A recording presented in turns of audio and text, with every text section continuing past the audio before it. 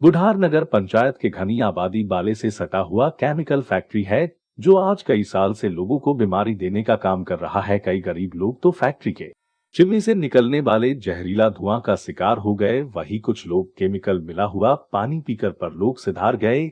इस chemical factory के मालिक के तानाशाही रवैये के कारण न तो आज किसान सुरक्षित है, न ही आम आदमी। इस केमिकल फैक्ट्री से निकलने वाला जहर सीधे गरीब किसानों के फसल लगे हुए खेतों में जाता है और फसल को जला देता है और जमीन को पूरी तरह बंजर बना देता है।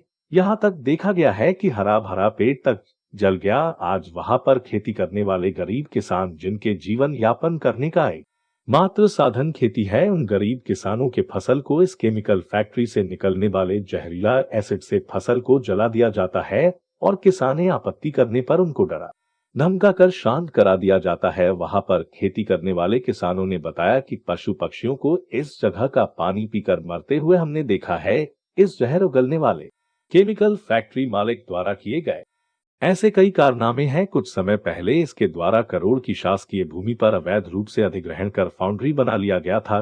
कड़ी मसनत के बाद पूर्व कलेक्टर डा सतेंद्र और एसपी अवधेश गोस्वामी जी द्वारा इस भूमि को मुक्त कराया गया था और एक बार फिर से तार की फिनिशिंग कर करोड़ों की शासकीय भूमि को हड़प करने के फिराक में लगा हुआ था। किसानों की समस्या और पानी में एसिड मिला होने की जानकारी प्रदूषण विभाग शहडोल को दी गई तो आला अधिकारी ने कहा वहां कोई केमिकल फैक्ट्री नहीं है। बाद में अधिकारी द्वारा फैक्ट्री बंद बताया गया। यह बड़ा गंभीर विषय है।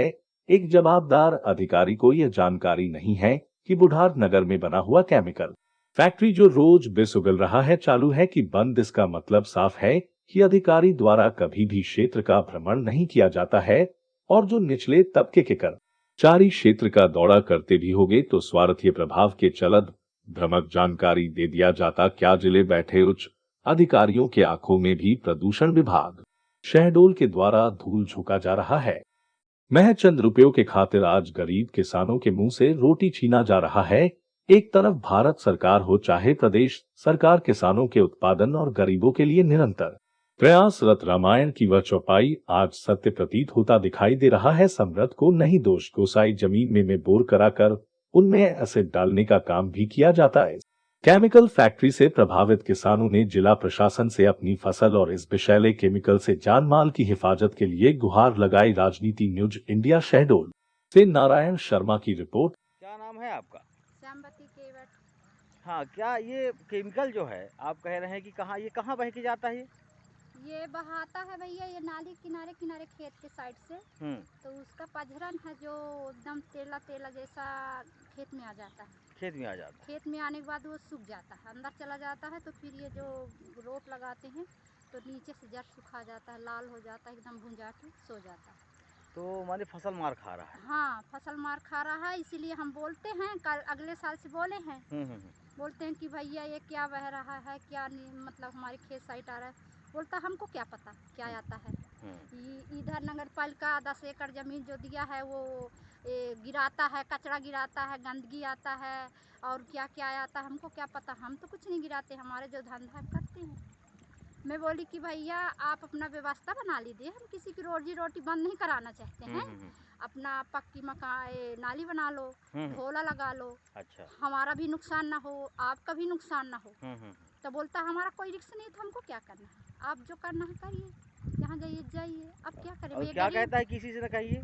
हाँ, ऐसा भी कहता है क्या? ऐसा भी कह देता है कि हम लोग का नहीं है तो हमको क्यों दबाव डालते हो। अच्छा, ये केमिकल बह के कहाँ आता है? खेत में आता है? खेत में तो पूरा उसका वो नहीं आता है। हाँ, मतलब हाँ। नाली जो बनाता है, मतलब उसका ये बहता है पानी जैसे, तो रेला नहीं आता है। हाँ। उसका पझरन आता है नीचे नीचे जमीन से। अच्छा। हाँ, तो उसका प्रभाव पड़ता है भैया, हम झूठ काहे बोले। हाँ। तो किनारे किनारे जो हमारा खेत का मेड़ है ना, हाँ। ये सीधा उधी के किनारे जाता है तो उसका पझरन आ जाता है। अच्छा, तो ये केमिकल जो बहाता है ये कहाँ मिलता होगा? जाके नदी में? हाँ, ये जा कर के वो नरगड़ा जो है छोटा वाला नदी, हाँ। उसी में जाके मिलता है। अच्छा। और पक्षी भी कुछ खाते हैं, मछली कीड़ा मकोड़ा, तो वो भी मर जाता है, हम देखें कुछ कई बार। अच्छा।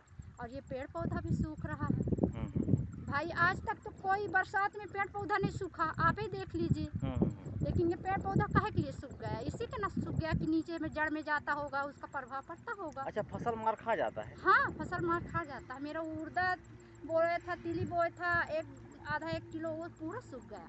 सूख गया पूरा? हाँ, और अब मेरे रोपा में भी जा रहा है। रोपा में जा रहा है? जा रहा है, रोपा भी सूख रहा थोड़ा थोड़ा। अच्छा, कैसा हो जाता है ये, कैसा रहता है ये केमिकल जो जाता है काला, क्या रहता है, ये रहता क्या? इसमें कुछ नहीं रहता भैया, एकदम पानी जैसा रहता है, वो चिकनी होता है। अच्छा।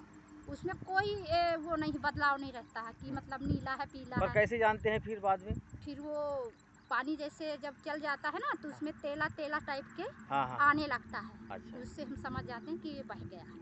अच्छा, तो अब फसल क्या नाम है आपका? राजू प्रसाद केवट। क्या नाम? राजू प्रसाद केवट। अच्छा, ये जो फसल लगा है, जी ये आपका लगा है? जी अच्छा, ये बताइए, जी ये जो केमिकल निकलता है, जी ये जो आप कह रहे हैं बंजर हो गया ज़मीन, जी ये जी किस कारण से हुआ है?